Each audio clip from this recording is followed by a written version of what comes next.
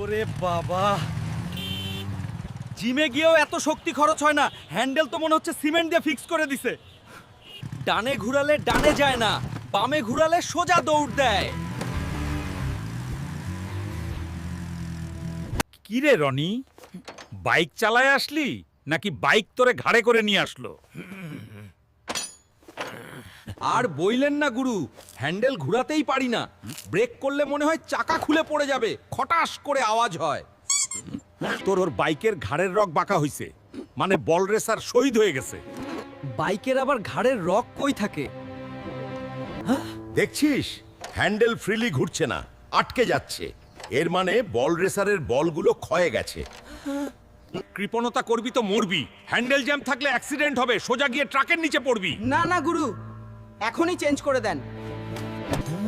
এই নে original set. মনে রাখবি, বল রেসার কখনো রিপেয়ার করবি না, ডাইরেক্ট চেঞ্জ করবি। ওরে বস, এখন তো মনে হচ্ছে পাওয়ার স্টিয়ারিং মাখনের মতো ঘুরছে। সুস্থ বাইক, নিরাপদ রাইড।